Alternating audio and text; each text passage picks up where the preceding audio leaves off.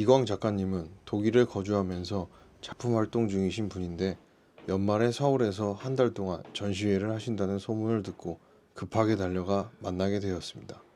어떤 이야기를 들려주실지 부푼 기대감과 함께 갤러리로 들어갔는데요. 안녕하세요. 네, 안녕하세요. 네, 이광입니다.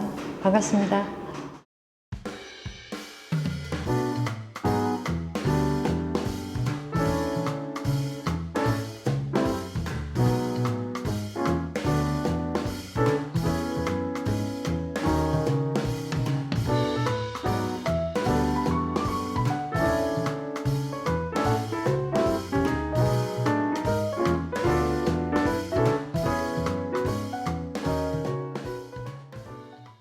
일단은 독일에서 살고 계신다니까 뭐 어떤 이유 때문에 이렇게 독일로 가셨는지 여쭤봐도 될까요?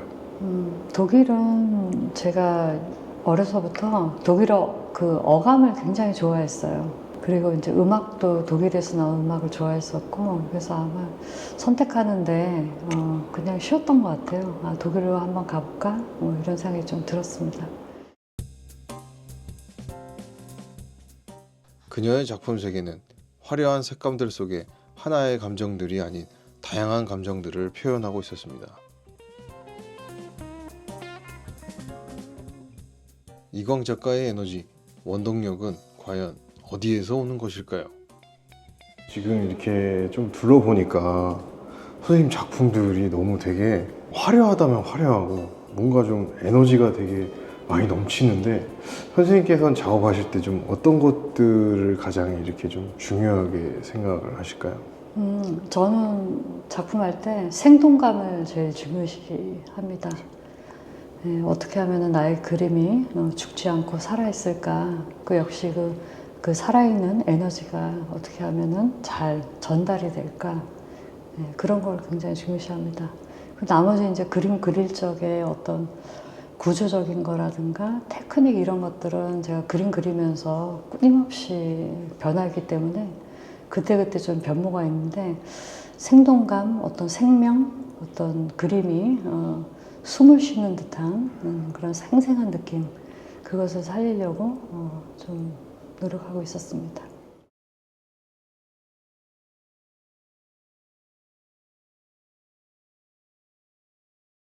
현대에서는 이 희생이라는 게 굉장히 어렵거든요. 그러니까 누군가를 위해서 뭔가를 이렇게 봉사한다든가 또 뭔가를 나눈다든가 하는 게 요즘 사는 세상이 굉장히 어려운 일인데, 예전에 전통에 있었던 어떤 설화라든가 민담에 보면은 뭐 은혜를 갚는 뭐 이런 설화라든가 아니면 자기를 희생해서 이렇게 어우러진 설화가 많이 있는데, 저는 그 중에서도 그 김연감호라고 그런 호랑이가 여자가 돼서 또 자기 목숨을 바쳐서 뭔가를 한다는 게 저한테 굉장히 기적적인 사건으로 여겨져서 호랑이와 또 인간, 현대 사회에 우리가 아직 풀지 못했던 그런 사건들을 같이 그려보는 그런 전시회가 됐습니다.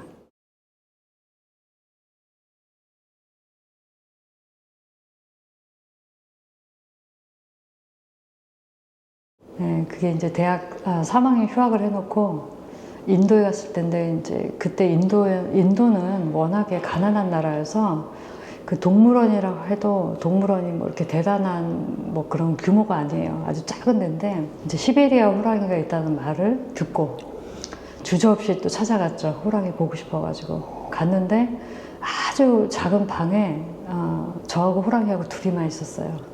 같이요? 네네. 근데 이제 철장이 있었죠. 호랑이하고 저 사이에는. 그 사이에 철장이 있었고, 그리고 호랑이하고 이제 눈을 마주친 거죠. 굉장히 오랫동안 서로 바라보면서 그 교류가 일어났다고 해야 되나? 인간과 동물, 그런 어떤 도대체 나라는 인간, 저 바로 창살 안에 gat혀있는 호랑이, 이 존재와 존재끼리의 아주 충돌이라고나 해야 될까요? 굉장히 충격적인 만남이었어요. 서로 빤히 바라본 거예요. 그 눈을 보면서 서로 홀리는 지경 아니었을까? 정말 이게 나의 오감으로 느낄 수 있는 감각이었을까 할 정도로 믿을 수 없을 만큼 강렬한 어떤 생명체를 만나는 그런 느낌이었어요.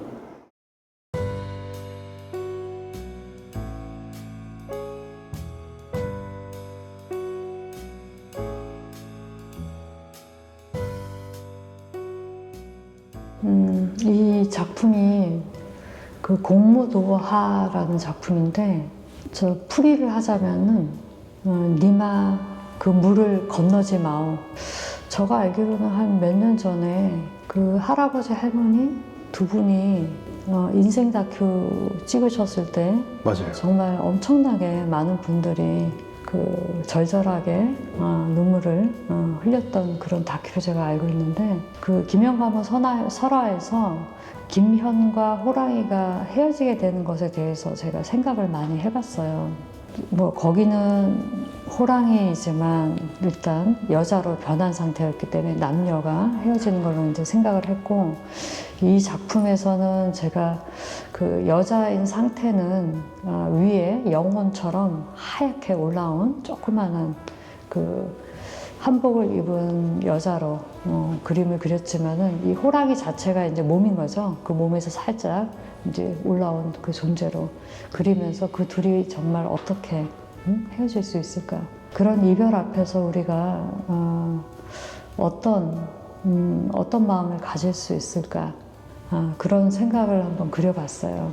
호랑이는 산신이기도 하고 땅의 신이기도 하고, 그래서 원래 이 땅신들이 지신, 그 어머니 신이거든요. 그래서 그 보통 우리가 저 산신각이나 절에서 이런 데 가보면은 그 산신이 있고 그 옆에 이제 호랑이가 이렇게 잘 앉아 있고 이런 저 그림들이 많이 있는데, 한국 사람들한테 왜 이렇게 호랑이가 어떤 저 신령한 어떤 그런 존재였을까? 그리고 상위 포식자로서의 존재만 했던 건 아닌 것 같고, 저는 어떤 균형을 잡아주는 그런 존재였을 거라고 생각하고, 그런 힘센 호랑이가 왜 하필이면은 여자가 되고 싶었을까? 여자로 산다는 거는 실은 어머니들의 인생을 생각해야 되거든요. 어머니들처럼 아이를 잉태해야 되고 배가 불러서 또 낳아야 되고 사람이 될 만큼 만들어야 되기 때문에 이 어머니의 사랑은 정말 엄청난 거라고 생각하거든요. 그래서 저는 이 호랑이에서 실은 약간 어머니들의 사랑, 우리 이 땅, 어머니, 뭐 이런 거를 좀 제가 본 것 같아요. 인간이 어떻게 하면은 이 물질계, 욕망의 이 세상인데, 이 세상에서 어떻게 하면은 하늘과 연결되는 그런 존재로 살아갈 수 있을까? 뭐 샤머니즘이라는 게 종교의 아주 저변에 깔려 있는 굉장히 오래된 원형적인 그런 종교 형태이고, 뿌리로 들어가면은 실은 그 뿌리 안에는 그 당군 신화라든가에서 볼 수 있었던 바로 하늘, 그리고 땅, 그리고 인간, 그 어떤 합일, 이런 점이 있지 않았을까. 저는 그거를 굉장히 긍정적으로 보고 있습니다.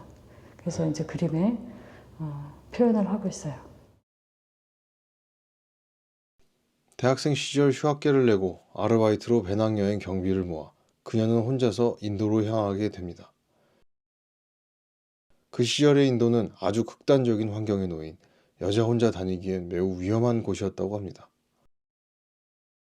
그럼에도 불구하고 인도에서 그녀는 인생에서 가장 깊은 울림을 느끼는 크나큰 경험을 하게 됩니다.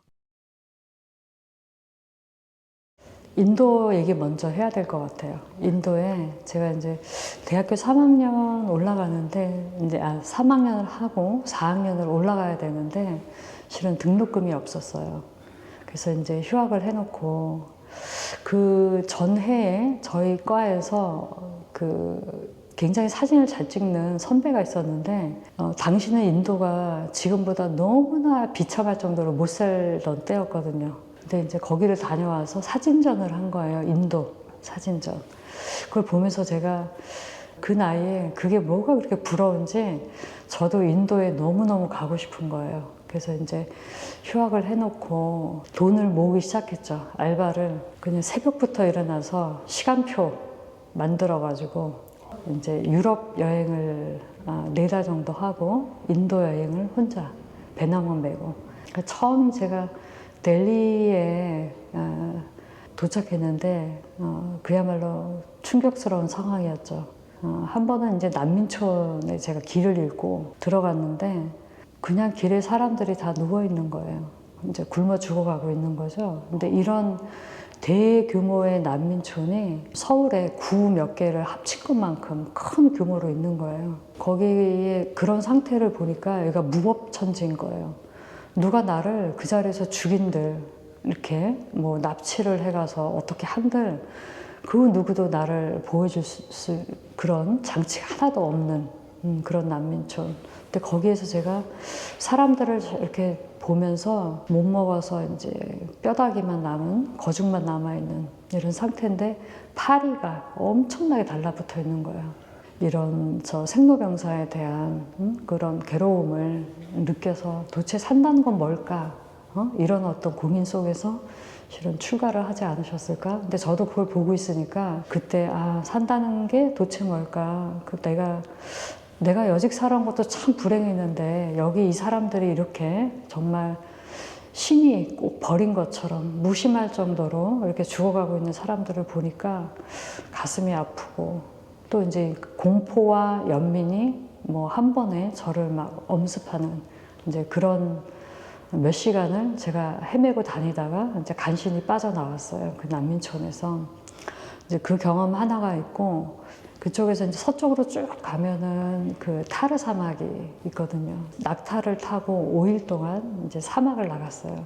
텐트나 이런 걸 주는 게 아니라 이불 2장을 밤이 되면 이제 사막이 춥거든요. 그래서 이불 2장을 하나 깔고 하나 덮고 누웠는데 세상에 그렇게 별이 많은 건 처음 봤어요. 하늘에 별이 그냥 잘 보니까 빈틈없이 있는 거예요. 지금은 이제 우리가 밤하늘을 봐도 별 몇 개 안 보이니까 이 하늘에 대한 어떤 경외심, 내가 이렇게 다닥다닥 붙어서 살고 있는 인간들의 존재에 대한 이런 어떤 경외감 같은 게 자꾸 사라지는데 그 사막에 이렇게 누워서 별 쏟아지는 밤을 보니까 거기서 한번 역시 또 한 번 이 존재라는 것에 대한 신비감이 어마어마하게 왔어요. 그래서 가슴이 두근거려가지고 저는 5일 정도를 거의 잠을 못 잤어요. 그 별 쏟아지는 거 보느라. 당시에 내가 24살 그 나이에 어떻게 이렇게 어마어마한 사건을 내 인생에 당길 수 있었을까? 이거는 아직 지금도 굉장히 의문입니다. 너무나 저 아름다운 그 사건들이 많이 있었고, 그래서 지금 요 호랑이의 눈을 보면은 이게 이제 밤하늘에 별이 들어있는 거거든요. 그 나를 항상 한 번씩 깨우치게 하는 면이 있어요. 근데 어렸을 때 얘기를 좀 하자면은